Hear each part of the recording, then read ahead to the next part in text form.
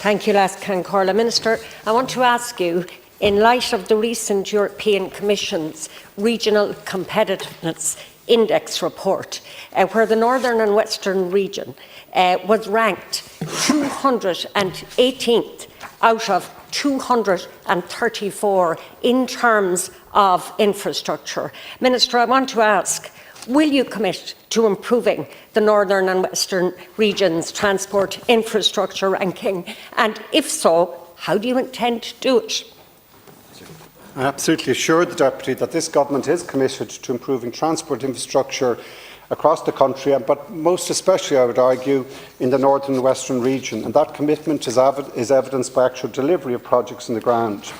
The index referred to by the Deputy measures a much wider range of indicators than just infrastructure, and on the basis of the complete index, the region is actually ranked higher. I would also note that the road, rail and aviation elements of the index are all based off data collected in 2018 and 2019, which obviously predates this Government. On roads, there has been significant programme improvements across the region since 2020.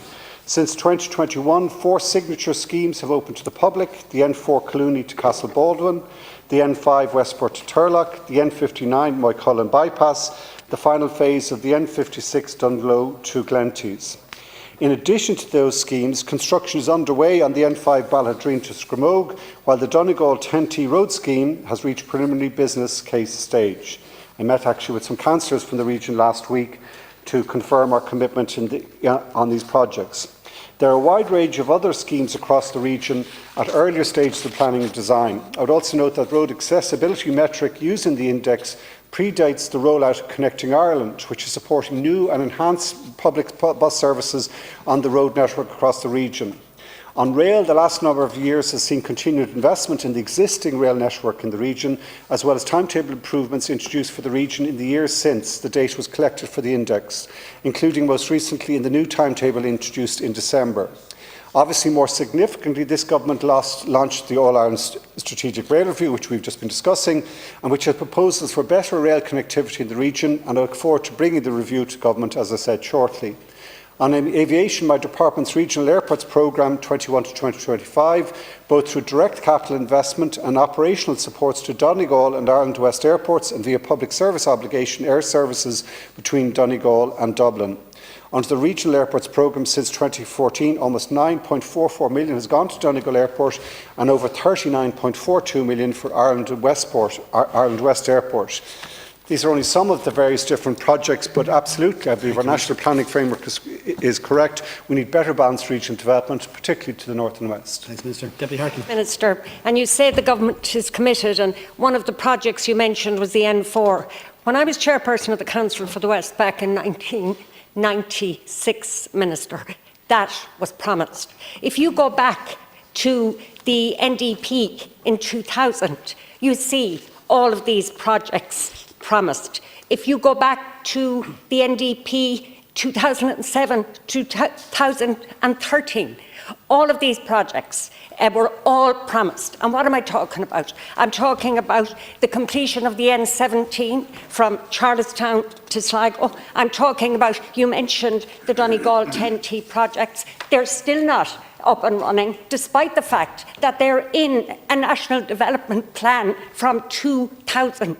You've got the upgrade of the Sligo-Dublin rail link. You've got the Galway Ring Road. All of these projects were all included, and we're still hearing promises that the Government is committed to delivering them. And Minister, we are not seeing delivery at the pace that is needed, and that is why the European Commission has ranked the region as one of in the bottom 10% across the EU. And what I don't see is the absolute commitment to front-loading, to moving things forward. I see the same slow pace, and you get a bit here and you get a bit there, but that's not balanced regional development. Firstly, there was a huge expansion in our capital ambition, in particularly investing in transport, which I have responsibility for in the NDP. We got an allocation of 35 billion, which I think actually probably exceeded housing. There were two departments that really got government priority. One was in housing, the other, I would argue, on the capital side was on the transport sector. Now, there is €100 billion of projects, or even back then there was €100 billion of projects in development and planning. So not all, you won't be able to deliver all 100 billion worth in the time frame of the existing NDP. That's why I think the strategic rail review taking a 30-year horizon is more effective, because you have to be honest and say it will take a certain number of decades. But in terms of actual delivery, I think most deputies in this House would recognise that in the terms of enhancing and supporting public transport in rural Ireland, there has been nothing as successful as the Connecting Ireland facility. I go around the country a lot, I visit every single county, talking to councils, and they all admit and say that it has been an incredible success. It has been a game changer in the capability of rural public transport systems to work, and it has demonstrated an incredible public popularity for them. But going beyond that, as I said last week, to take one example of various projects, the 10T project in Donegal, and I believe if all the counties you look at, which has been most disadvantaged by lack of connectivity, Donegal stands out in a whole variety of different ways. And in that regard, we are going full steam ahead with the 10T projects, extending from Lifford to Letterkenny, the Manor-Cunningham Letterkenny Road, and the bypass of Stranola and Ballybuffet. What I said to the councillors I met last week, as I said, who were interested in the project, is we will do everything to advance that project as fast as we can, because I think it's an example of the sort of projects that we do need to see delivered. Thanks, Minister. Deputy Harkin. Apologies, Ceann Comhairle. But Minister, this is what I keep hearing. We will do everything in our power to advance these projects as fast as we can. That is what we hear all the time in the region. You tell me about the big pot of money that's out there that's going to be spent. That's not my question. My question is, where is it being spent?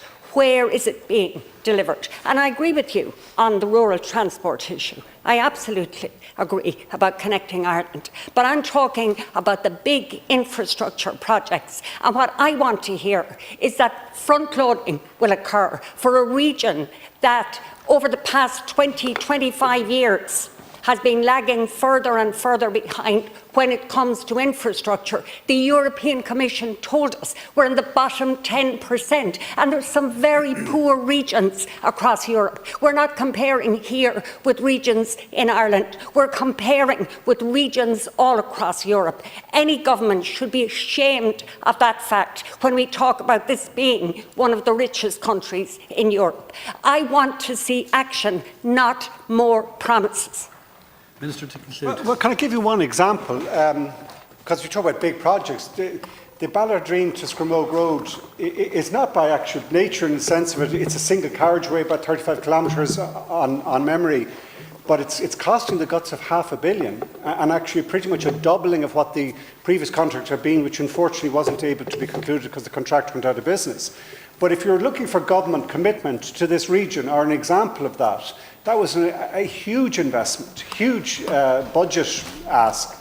But the government didn't flinch in terms of recognising, yes, as you say, we do have to promote connectivity in the northwest. And because that project, as I said, we had it at contract stage, we made the decision to proceed. I take that as one example, but among many that I could cite.